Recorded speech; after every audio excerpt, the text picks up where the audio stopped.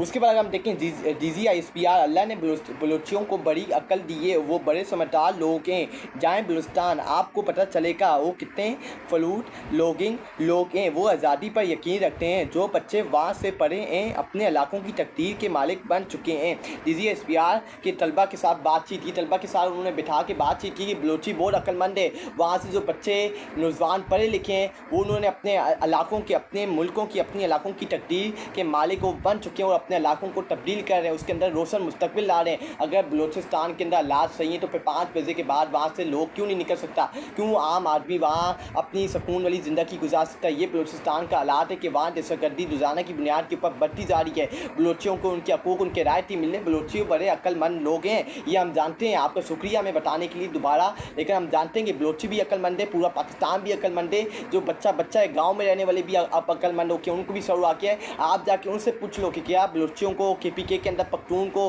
क्या उनके हकूक़ मिलने जो आप लोग कर रहे हैं पाकिस्तान के अंदर, पाकिस्तान की पॉलिटिक्स के अंदर, तो दहशतगर्दी के खिलाफ आप जो प्लानिंग कर रहे हैं क्या आप वो सही कर रहे हैं। पाकिस्तानी अवाम आपको बता दें कि आप एक सर्वे करवा के देख लें अपने टाउट साफियों से मुतल्लिक़, कि आप सर्वे करवा के देख लें, आपको पता लग जाएगा कि क्या आप सही काम कर रहे हैं या गलत काम कर रहे हैं। सोहेल वारिस फील्ड मार्शल से पहली मुलाकात, मासी बुरहान के अल के हवाले से जनरल आसिम मुनीर के पास पूरा रोड मैप था जिसमें 5 और 10 साल के अंदर पाकिस्तान को दुनिया की तरक्की याफ्ता मुल्कों की सिर्फ में खड़ा करने की मनसूबा बंदी थी। ये सोहेल वारिस कह रहे हैं आसिम मुनीर से मुलाकात करने के बाद कि फील्ड मार्शल से जो पहली मुलाकात हुई थी उसके पर मासी बुरहान की बड़ी बात हुई। उनके पास पूरा 5 से 10 साल का पूरा एक मईशत का प्लान था कि किस तरह हमने अपने मुल्क को पाँवों पर खड़ा करना है। ये मुल्क अगले 5 से 10 साल तरक्की याफ्ता मुल्कों में शामिल हो जाएगा। ये 2019 में भी कहा गया था जब जनरल यजीद बाजवा था, और ये पहले पिछले 78 सालों से कहा जा रहा है कि हमारे पास ये प्लान है। लेकिन आज मुल्क के हालात आपके सामने कि किस तरह मुल्क को, पाकिस्तान को तबाह और बर्बाद कर दिया गया है। DGISPR, अल्लाह ने बलोचियों को बहुत अक्ल दी है, ये बड़े समझदार लोग हैं। बलूचिस्तान के जो बच्चे पढ़े हैं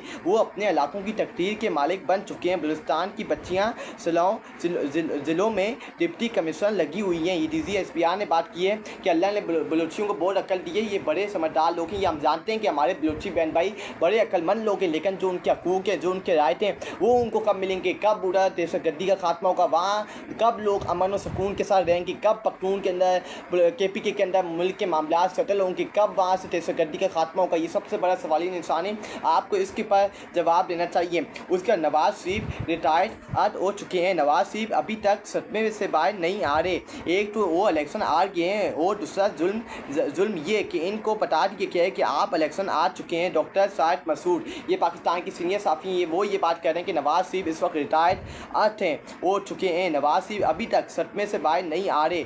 एक तो वो इलेक्शन हार गए हैं और दूसरा जुल्म ये है कि उनको बता दिया गया है कि आप इलेक्शन आ चुके हैं। ये पाकिस्तान के साफ़ी डॉक्टर साहिद मसूद बात कर रहे हैं। DGISPR, नबी पाक सल्लल्लाहु अलैहि वसल्लम ने फरमाया था कि किसी अज़मी को अरबी, किसी अरबी को अज़मी, किसी गोरे को काले और किसी काले को गोरे पर फसलियत नहीं। तो ये बात तो आपको समझनी चाहिए, ये तो बात आपको बोलनी चाहिए, आपको इसके पर रज़ामंद होना चाहिए, बैठ के बात करनी चाहिए कि हमारे नबी करीम सल्लल्लाहु अलैहि वसल्लम ने ये फरमाया है। लेकिन आप जब मुल्क के साथ, पाकिस्तान के साथ कर रहे हैं, आपको चाहिए कि बाकी भी नबी करीम सल्लल्लाहु अलैहि वसल्लम की हदीस, उनकी सुन्नत के ऊपर अमल दरामद करें और मुल्क को सही रास्ते पे खड़ा करें। अगर आप नहीं अपने मकसद के लिए अगर आप ये हदीस अवाम को सुनाते तो फिर इसका कोई फ़ायदा नहीं है। हम भी अपने मकसद के लिए ये हदीस अवाम के अंदर सुना सकते हैं और अपनी तरफ उनको कर सकते हैं। लेकिन अगर आप अपने मकासद के लिए नबी करीम, ये अल्लाह की कुरान पाक की दी हुई हदीस को अपने मकासद के लिए इस्तेमाल करेंगे तो इसका आपको फ़ायदा नहीं होगी। और ये अवाम चूंटियाँ नहीं है, ये अवाम को सब कुछ सब कुछ मालूम है कि इस मुल्क के अंदर क्या हो रहा है। सोहेल वारिस, सियासी वाले से किए गए सवाल पर जनरल आसिम मुनीर ने कहा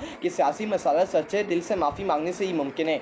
क्या बात है। आज मैं कहना चाहता हूँ ये जो सोहेल वारिस ने इंटरव्यू लिया आसिम मुनीर के साथ, मैं पूछना चाहता हूँ कि जाके अवाम के अंदर निकल के देख लें, अवाम से जाके पूछें कि कौन माफ़ी मांगे, इमरान खान माफ़ी मांगी या आसिम मुनीर माफ़ी मांगे, या पाकिस्तानी निज़ाम माफ़ी मांगी या इमरान खान को माफ़ी मांगनी चाहिए। पाकिस्तानी कौम के अंदर निकल के देखें। अगर पाकिस्तानी कौम के अंदर नहीं निकल सकते, इतना खौफ है, तो एक सर्वे करवा के देख लें अपने टाउट साफ़ियों के मुतल्लिक़। उनसे आप बोलें कि अपने यूट्यूब चैनल के ऊपर, अपने सोशल मीडिया के ऊपर एक सर्वे करवाओ, अपने टाउट को कहें, जो आपके टाउट साफ़ी हैं, जो आपके हुक्म के ऊपर चलते हैं, उनको कहें कि सर्वे करवाओ। सर्वे से आपको पता लग जाएगा कि माफ़ी असल कौन मांगे, असल इक़दार माफ़ी मांगने वाला कौन है। अवाम वोट करेगी, अवाम सर्वे में बताएगी कि इमरान खान माफ़ी मांगी या पाकिस्तानी स्टेट। आपको लग पता जाएगा कि इमरान खान या अवाम चाहती है कि खान माफ़ी मांगे या पाकिस्तानी स्टेट।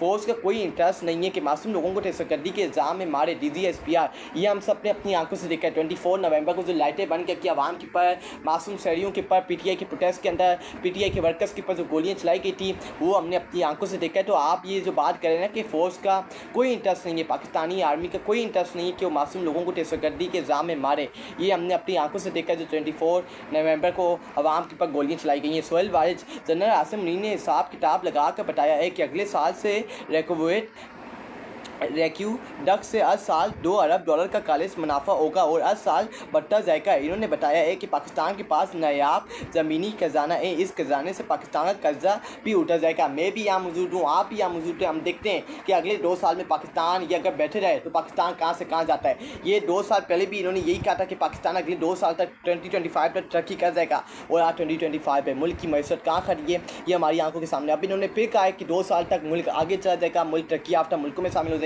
चलो 2 साल हम वो इंतज़ार कर लेते हैं, हम देखते हैं कि पाकिस्तान की मैशत कहाँ तक जाती है, कहाँ तक इसके अंदर बैटरी आती है। 26वीं तरमीम हुक्मरान खुद को मज़ीद ताकतवर करने के लिए आइन की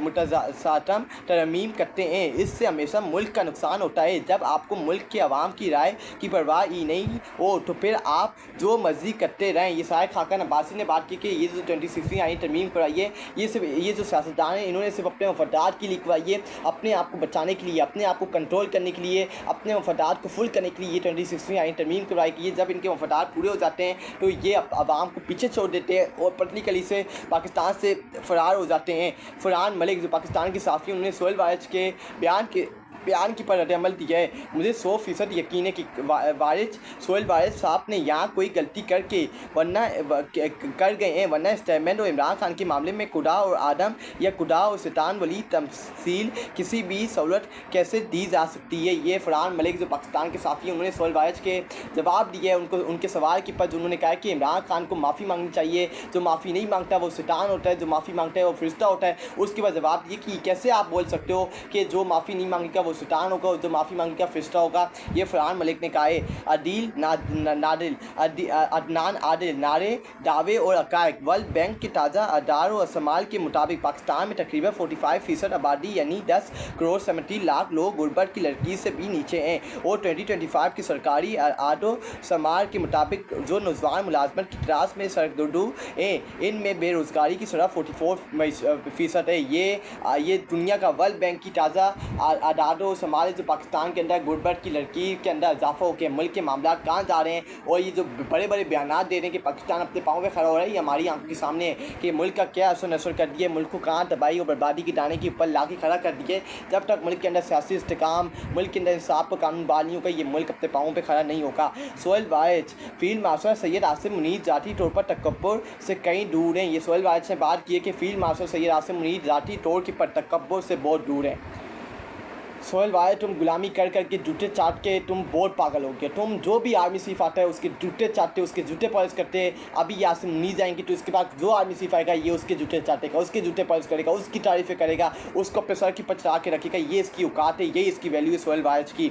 हुकूमत मुस्कुराहट की ऑफ़र करती है मगर इनकी इतनी अथॉरिटी, इतनी इखलाकियात नहीं है कि ये हाई कोर्ट के हुक्म के मुताबिक हमारी इमरान खान से मुलाकात करवाएं या आइन के मुताबिक हमें एहतजाज करने दें। इसलिए इमरान खान के मुताबिक हम मुस्कुराहट इनसे करेंगे जिनकी हुकूमत है और जिनके पास ताकत है। सनाउल्लाह मस्ती खेल ने ये बात की है कि हुकूमत मुज़ाकरात की दावत देती है लेकिन हुकूमत के पास इतनी पावर नहीं है कि वो हमारी इमरान खान से मुलाकात करवा पाए। हामिद मीर यौम आज़ादी पर सरकारी इश्तहारात से कायद-ए-आज़म की तस्वीर गायब करने वालों का नाम तारीख में सनहरे अरूप से लिखने की ज़रूरत है। हामिद मीर ने बात की है। उसका सोहेल वारिस वज़ीर-ए-आज़म शहबाज शरीफ ने एक मुलाकात में मुझे 1985 के बाद से आने वाले आर्मी चीफ का तकाबुर पेश करते हुए मिसालों से वाज़ेह किया था कि जनरल आसिम मुनीर इन सब से मुख्तलिफ और बेहतर हैं। इन्होंने मुझे ये भी बताया था कि इनकी नुमाया खूबी ये है कि वो इधर की दिखा कर उधर की को गेंद नहीं मारते और ना ही वो विकेट के दोनों तरफ खेलते हैं। ये सोहेल वारिस ने शहबाज शरीफ की मुलाकात का हवाला दे रहे हैं कि शहबाज शरीफ से मेरी जब मुलाकात हुई थी तो उन्होंने मुझे आसिम मुनीर से मुतल्लिक़ बताया था कि वो एक मुख्तलिफ आर्मी चीफ है। बाकी पाकिस्तान के जितने भी आर्मी चीफ आए हैं जनरल सैयद आसिम मुनीर मुख्तलिफ आर्मी चीफ है। ये मेरी बात आप लिख के ले लें।